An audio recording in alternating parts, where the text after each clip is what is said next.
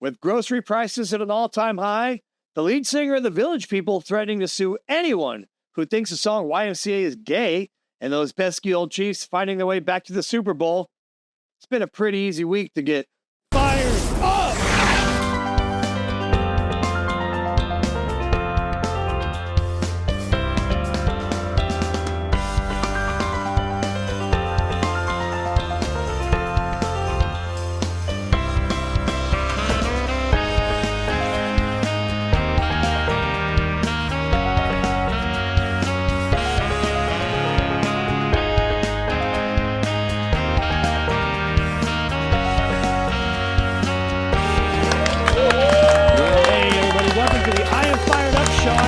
Phillips, and as always with me are my trusty co-hosts, Adam Maskey, John the Wolf Salvatore, and the world's greatest producer, Juan Meraz. Well, as many of you know, Donald Trump is back in office, and despite his campaign promises of driving the cost of groceries down, the price of eggs has risen to 38% in the last week. When reached for comment, Trump said, "Look, I talked to the chicken. He's a very good negotiator. He's willing to go down to 27, but that's it. It's not bad. It's not bad." Hulk Hogan's been in the news lately after being booed out of the stadium on an episode of WWE's Monday Night Raw. He appeared on conservative television shilling his new Real American Beer.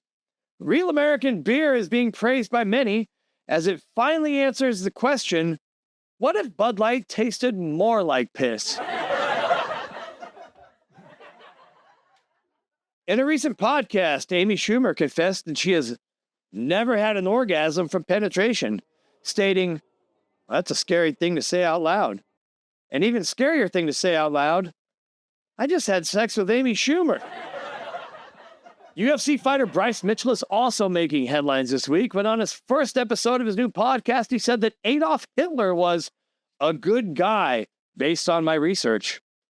Bryce Mitchell is famously known for his UFC finishing move where he sticks both his foot in his mouth and his head in his ass at the same time. Bryce Mitchell continued on by saying, "He was a guy I'd go fishing with," to which Elon Musk replied, "Shotgun!"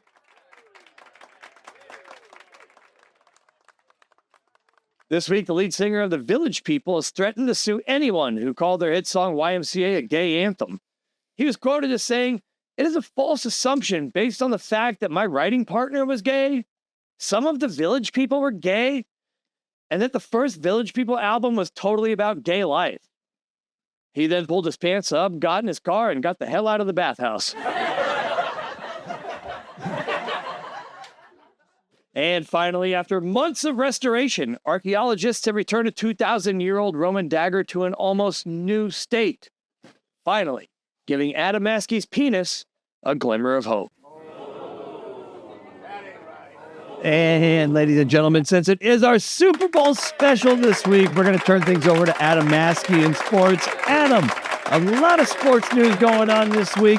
What say you, Mr. Maskey? All right, guys, let's talk about what's got me fired up this week in sports. Super Bowl 59. Here we go again. This has become the biggest day of the year for people who pretend to know everything about football. Sure, Karen from HR has never watched a game in her 40-plus years of existence, but suddenly becomes the biggest fan because, well, she saw a TikTok video and 10 fun facts about the Super Bowl. Or Neil from next door, the guy who doesn't even watch football, but suddenly acts like he's Tony Romo. "Dude, they gotta stop running the ball, man." Oh, do they, Neil? Shut up. Maybe tell the head coach making $10 million a year your brilliant strategy, huh? Damn it, that fires me up. Take my co-host, for example. Doesn't know a thing about the game or even how it's played. He certainly wasn't tough enough to play the game himself, but his city won a Super Bowl back in 2014, so now he's an expert on winning the big game, and that has me fired up. Listen, I love football, but let's be honest.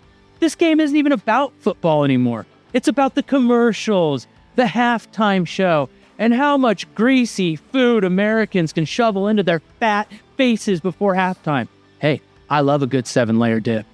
We're basically just a nation of people pretending to care about the game while waiting for some billionaire to drop a $7 million ad about electric cars.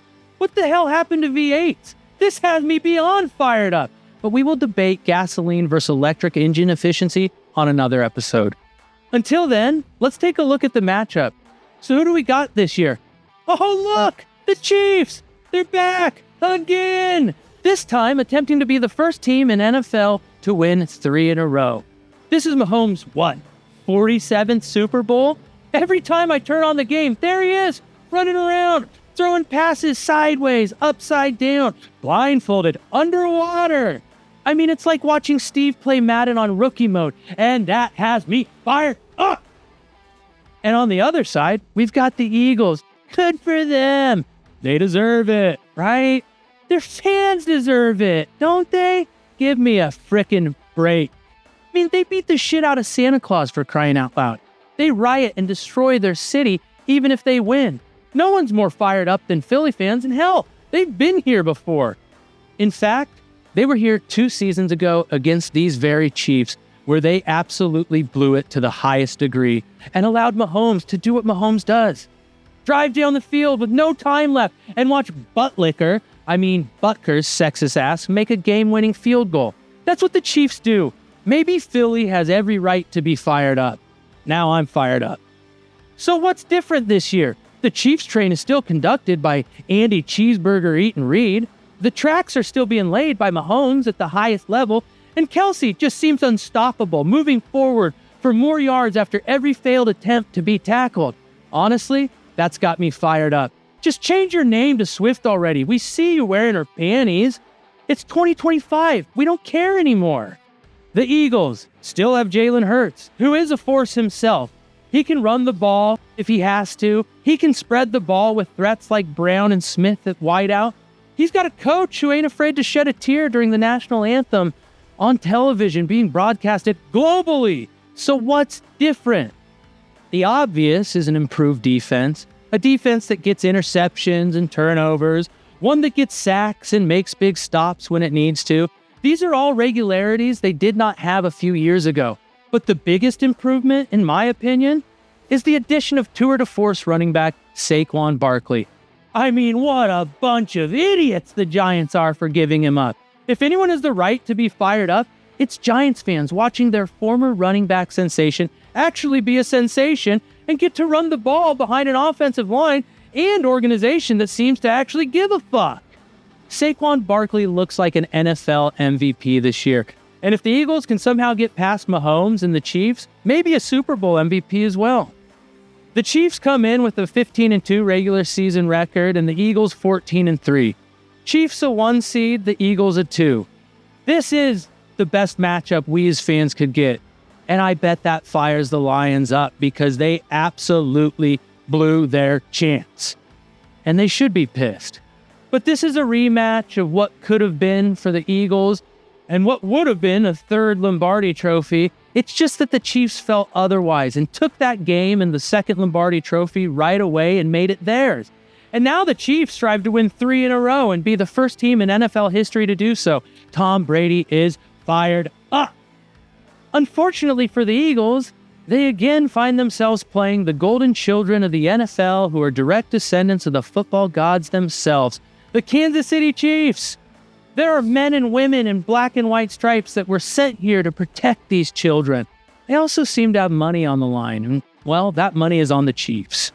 Whether it's a phantom face mask or simply looking at Mahomes the wrong way, or most likely a roughing the passer call at the worst possible time, the Eagles will be penalized and it will cost them the game. As much as it fires you up, you don't pick against the Chiefs in the Super Bowl. They've been here 5 of the last 6 Super Bowls and won 3 of them, going on 4, which will be 3 in a row. If they win on Sunday, the Chiefs really are the new Patriots, and that has me fired up. Take the Chiefs at 1.5 or the money line at -125. It doesn't matter, whichever you prefer. Listen, I love dogs, but the Kansas City Chiefs eat dogs for breakfast, lunch, and dinner. Now Eagles have been added to the menu. I'm taking KC, and so should you. What about you, Steve? Who do you got? Wow, Adam, with sports, tell us how you really feel. That was some great analysis. I gotta go. I gotta go with my heart on this one. I gotta go with my heart. I gotta go with my gut. I am going with the only team I think is gonna win this. The Seagulls. The Seagulls? Seahawks. Yeah, all right, folks. Clearly, Steve doesn't know a thing about sports, so let's talk to somebody who does. Hey, Wolf, what's your opinion on the game? Who do you got? Honestly, let's see how the weather's going to be. It's going to be raining and they're going to be wearing white uniforms. I'm just saying. All right, clearly I'm surrounded by idiots. All Male right, cheerleaders for Wolfie. not surprised there. Hey, guys, let's make a bet. Let's make a bet, and then whoever takes the L will be on next week's show and eat human shit for our audience. God. Adam Maskey, everybody in sports. Adam Maskey with our Super Bowl special. I guess you know how he really feels. Go Eagles! But we're going to turn things over right now to our Hollywood correspondent doing entertainment gossip and our celebrity roundup, Don the Wolf Salvatore. Thanks, Steve. And let me tell you right now, people are fired up. Who? Selena Gomez. She basically posted a video with intention, but it completely backfires on her. Why? Because it looks so fake. It looks so performative. She went home, she took out her phone, opened the app, you hit record, don't forget to make yourself cry, point it at your face, maybe play it with the little filters here and there. Then you wait, and as you're waiting for it to upload and publish, are you wiping off those fake tears? I mean, they could be real. It seemed very performative. People didn't believe it. I mean, as you can see here, she's clearly upset, you guys. She's clearly crying. And she means it. You have 400 million followers online, have an abundance of resources, and you don't know what to do. No, you figure it out. But also, I gotta say, it's kind of weird when you see people posting videos that they're crying. Any type of posting that they're crying, and they went out of their way to show themselves in a very vulnerable state, and they hit record and they hit publish. It's just fucking weird. But you know what?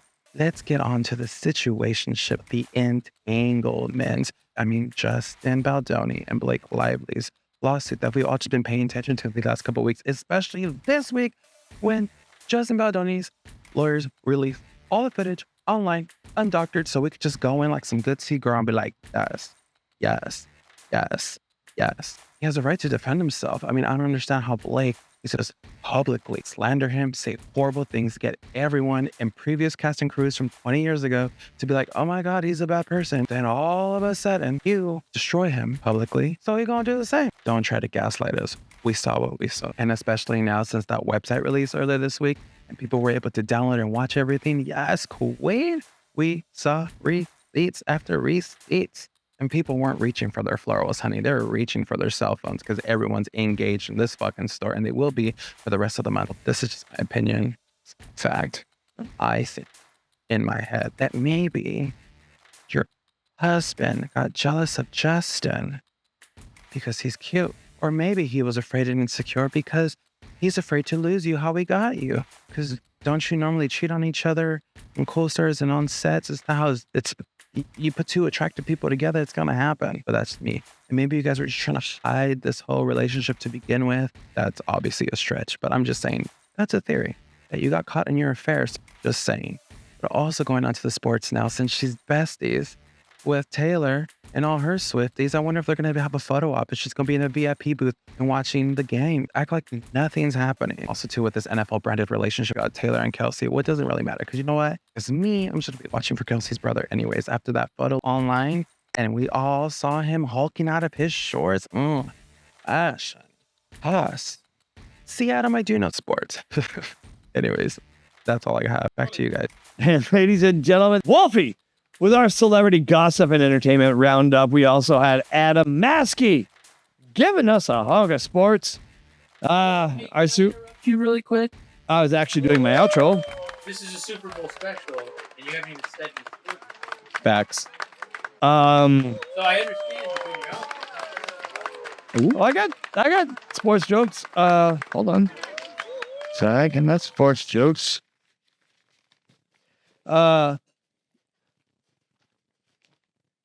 Pete Carroll of the Seattle Seahawks has reportedly reached a 3-year deal with the Las Vegas Raiders, hoping to bring them to Super Bowl glory.